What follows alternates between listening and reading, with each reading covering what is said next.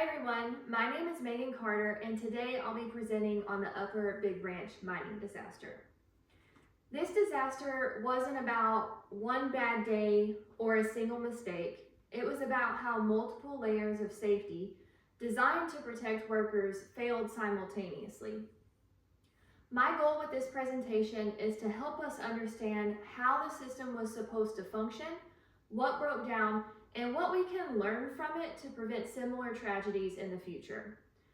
Throughout this presentation, we'll examine the safety systems that were in place and what went wrong with each one, and how the right actions could have prevented this tragedy. On April 5th, 2010, an explosion happened at the UBB coal mine in Montcole, West Virginia. It killed 29 miners and seriously injured 2 others. It was the worst mining disaster in the US in over 40 years, and what makes it even more tragic is that it was entirely preventable. The explosion was triggered by a buildup of methane gas, which ignited and set off coal dust that had not been adequately controlled. Those 2 factors created a violent chain reaction that ripped through the mine. Methane buildup and coal dust ignition aren't new risks in mining. These are known hazards that have clear procedures and regulations to control them. This event is considered a catastrophic failure of an entire system, not just of a piece of equipment. The problem here wasn't the presence of gas and dust. The problem was that the systems that were supposed to detect, prevent, and respond to those hazards failed at every level. It's that system-wide failure that we are going to look at today. So how the system should have worked. To understand how things went so wrong, we must first look at how the safety system was supposed to work. Think of it like a safety cycle. Each part depends on the others, and when they all work together, they create layers of protection that keep miners safe. The first layer is ventilation. Proper airflow is critical in underground mining. It helps dilute and remove methane gas naturally occurring as coal is mined. Without strong, continuous ventilation, the gas can accumulate to dangerous levels. The second layer is rock dusting. This is a process of coating the walls, ceilings, and mine floor in inert material like pulverized limestone. Its job is to prevent coal dust from becoming explosive. Next, we have gas detection systems. These are supposed to monitor methane levels in real time and alert workers when a threat is present. Then comes equipment maintenance. Mining equipment generates friction, heat, and sparks, especially the longwall shearer used at UBB. Without proper upkeep, these machines can become ignition sources.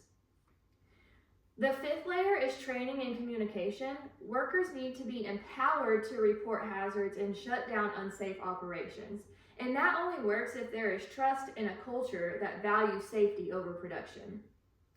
And finally, MSHA oversight. These are the external inspections, enforcement, and accountability mechanisms. If this system hadn't worked as it should have, the explosion would have never happened. However, at UBB, each of these layers broke down one after another. So when we apply root cause analysis, we break it into 3 main categories. We have physical, human, and organizational causes. Poor ventilation, coal dust accumulation, and improperly maintained equipment are physical causes. These were hands-on, tangible problems that were inside the mine. Human causes involve decisions and behaviors like ignoring alarms, failing to follow safety procedures, and not reporting hazards. It's important to note that these behaviors often stemmed from a deeper fear of retaliation. And the largest category, accounting for 50% of the breakdown, was organizational. Massey Energy created a culture that prioritized production over safety. Citations were ignored or appealed instead of being corrected, and management pushed workers to continue operations even in unsafe conditions.